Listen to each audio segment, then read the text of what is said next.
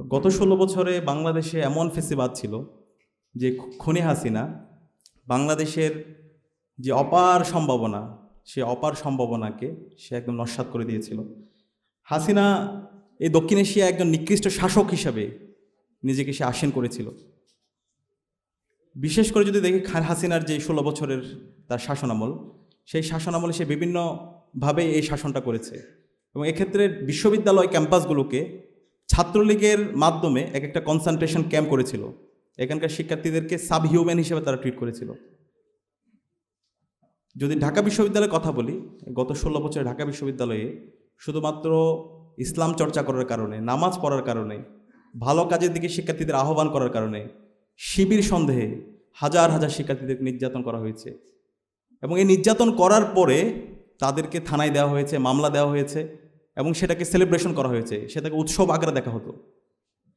২০১৩ সালে শাহবাগের মাধ্যমে এই যে অবৈধ নির্যাতন, নিষ্পেষণ এবং শিবির সন্দেহে কাউকে মারা, ডিহিউম্যানাইজ করা, সেটাকে আরও শক্তিশালীভাবে এটার বৈধতা দেওয়া হয়। এভাবে ১৬ বছর আমরা ফেসিবাদ দেখতে পেয়েছি। খুনি হাসিনা ১৬ বছরে আমরা একই সাথে দেখতে পেয়েছি অসংখ্য ফেসিবাদ বিরোধী যারা আন্দোলনের নেতৃত্ব দিয়েছে তাদেরকে, তাদের পরিবারের সদস্যদেরকে গুম করেছে, খুন করেছে। ৩টা নির্বাচন, সে নির্বাচন অবৈধভাবে কেন্দ্র দখল করার মাধ্যমে, ইঞ্জিনিয়ারিংয়ের মাধ্যমে এদেশের নাগরিকদের ভোটার অধিকার হরণ করেছে। এই হাসিনার যে ফেসিবাদ, হাসিনার যে মাফিয়াতন্ত্র, লাশতন্ত্র, গুম খুন আয়নাগর প্রকল্প, সেটাকে বৈধতা দিয়েছিল বাংলাদেশে সিভিল সোসাইটি কিছু প্রতিনিধিরা। বিগত সময়ে কিন্তু এই ধরনের ১০ ডিসেম্বর আন্তর্জাতিক মানবাধিকার দিবস পালন হয়েছে, এর আগে অসংখ্য মানবাধিকার দিবস পালন হয়েছে, কিন্তু মানবাধিকার দিবসগুলো ওই সমস্ত অ্যাক্টিভিস্টরাই, মানবাধিকার কর্মীরাই সেটা পালন করেছে যারা এই গুম খুন এবং আইনাগরের বৈধতা দিয়েছিল, যারা এই ফেসিবাদ কায়েম করার ক্ষেত্রে হাসিনাকে সহযোগিতা করেছিল, যারা তাদের দ্বিচারিতার মাধ্যমে বাংলাদেশে এক্ষুনি হাসিনাকে ফেসিস্ট হতে সহযোগিতা করেছিল। তো সে কারণে এই বিপ্লব পরবর্তী আমাদেরকে এই ফেসিস্টদেরকে, যারা নিজেদেরকে মানবাধিকার কর্মী দাবি করে, সকল মানবাধিকার কর্মী, তাদেরকে আমাদেরকে চিনতে হবে। তারা আমাদের এই জাতির শত্রু, তারা এই বিপ্লবের বিরুদ্ধের শক্তি। এদের বিরুদ্ধে আমাদের সবাইকে ঐক্যবদ্ধ হইতে হবে। সেক্ষেত্রে আমাদের যত রাজনৈতিক দল আছে, ছাত্র সংগঠন আছে, বাংলাদেশে আজাদী আন্দোলনে যারা নেতৃত্ব দিয়েছে, সকল জনগণকে আমাদেরকে এদের বিরুদ্ধে ঐক্যবদ্ধ থাকতে হবে। এই কালচারাল ফেসিস্ট চক্র এই জাতির শত্রু, এই দেশের শত্রু। তারা এই বাংলাদেশে আবার সেই মাফিয়াতন্ত্র নিয়ে আসতে চায়, তারা এই বাংলাদেশে আবার দিল্লির এজেন্ডা বাস্তবায়ন করতে চায়, তারা এই বাংলাদেশে বাকশালী বয়ান, ফেসিবাদী বয়ানকে আবার তারা বিভিন্নভাবে ফিরে নিয়ে আসতে চায়, তারা আবার এই বাংলাদেশে গুম খুন আয়নাগর প্রকল্পকে নর্মালাইজ করতে চায়। সুতরাং তাদের বিরুদ্ধে আমাদের জিরো টলারেন্স নীতি ঘোষণা করতে হবে।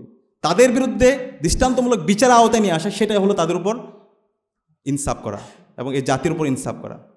তো সে কারণে আমি আজকে আমাদের রাজনৈতিক দল, ছাত্র সংগঠন, বাংলাদেশে যারাই এই বিপ্লবের পক্ষে শক্তি আছে, আমাদের ঐক্যবদ্ধ হইতে হবে।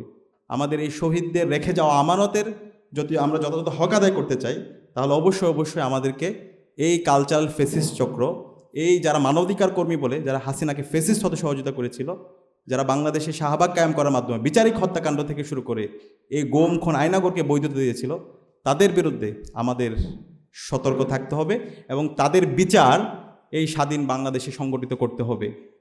একই সাথে আমরা দেখতে পাই এই নতুন বাংলাদেশে, আজকের জুলাই বিপ্লব পরবর্তী আমরা বাংলাদেশে আমরা বলছি সবার অধিকার আমরা নিশ্চিত করতে চাই, আমরা ন্যায্যতা নিশ্চিত করতে চাই।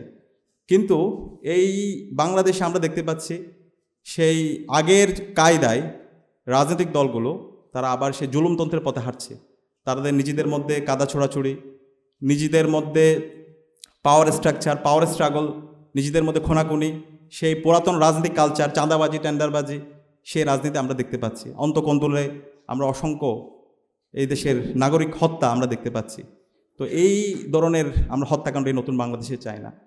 এই নতুন বাংলাদেশে হবে সকল মানুষের অধিকার, এই নতুন বাংলাদেশে থাকবে সকল মানুষের ইনসাফ। প্রতিটি ক্যাম্পাসে ক্যাম্পাসে জ্ঞানের চর্চা হবে, শিক্ষার্থীরা জ্ঞান নিয়ে নিজেদের মধ্যে প্রতিযোগিতা করবে। প্রত্যেকটা ক্যাম্পাসগুলো হবে এক একটা জ্ঞান উৎপাদনের হাব এবং শিক্ষার্থীদের নিরাপত্তা এনশিওর করা এবং সকল নাগরিকদের নিরাপত্তা এনশিওর করা, সেটা হবে এই রাষ্ট্রের অন্যতম উদ্দেশ্য।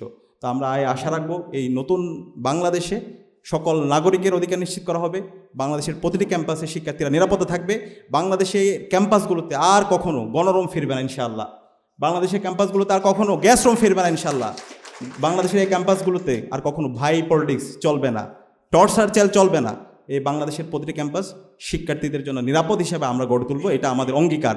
এবং সেই যাত্রায় বাংলাদেশের সকল শিক্ষার্থীরা এবং সকল জনগণ আমাদের সাথে আছে। এক্ষেত্রে আমাদের চেকস অ্যান্ড ব্যালেন্সের জন্য আমাদের প্রো পিপল সিভিল সোসাইটি দরকার।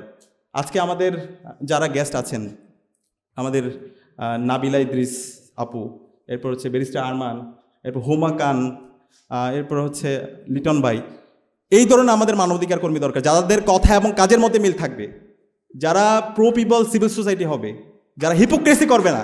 আমরা আজকে বাংলাদেশে সিভিল সোসাইটি বলতে দেখতে পাই তারা একটা প্রজেক্ট, তারা একটা হচ্ছে ওই যে সিভিল সোসাইটিটা দালালি করে, সেই দালাল আমরা চাই না। আমরা চাই রিয়াল, জেনুইন এবং অথেন্টিক, অনেস্ট এবং কম্পিটেন্ট ইন্টিগ্রিটি সম্পন্ন সিভিল সোসাইটি, যারা এই দেশের মাটি ও মানুষের কথা বলবে, সবাইকে ধারণ করবে, ইনসাফকে ইনসাফ বলবে, জুলুমের বিরুদ্ধে তার কথা বলবে, জুলুম সেটা যত শক্তিশালী হোক। এবং আমরা ঢাকা বিশ্ববিদ্যালয় কেন্দ্রীয় ছাত্র সংসদের পক্ষ থেকে নাবিলা ইদ্রিস, এরপর হচ্ছে আমাদের এখানে যারা গেস্ট আছে, ব্যারিস্টার আরমান, লিটন ভাই, হুমা খান, তাদের যে দীর্ঘ স্যাক্রিফাইস, তাদের যে অবদান, সেটার জন্য আমরা তাদেরকে ধন্যবাদ জানাচ্ছি। এবং আমরা আজীবন এই জাতি, বিশেষ করে হুমা খান আপা দীর্ঘদিন ধরে বাংলাদেশে ছিলেন, জুলাই বিপ্লবে ক্রুশাল সময়ে আমাদেরকে বিভিন্নভাবে পরামর্শ দিয়েছেন, অভিভাবকের ভূমিকা পালন করেছেন, সার্বিকভাবে আমাদেরকে সহযোগিতা করেছেন। এই জাতি আজীবন শ্রদ্ধার সাথে ওনাদের কন্ট্রিবিউশনগুলো আমরা স্মরণ রাখবো ইনশাআল্লাহ। সম্মানিত উপস্থিতি, আজকে বাংলাদেশের একটা ঐতিহাসিক সময় আমরা পার করছি, বিপ্লব পরবর্তী আজকে 1.5 বছর পার করছি। এই সময়ে আমাদেরকে ঐক্যবদ্ধ হইতে হবে, আমাদেরকে ছাড় দিতে হবে।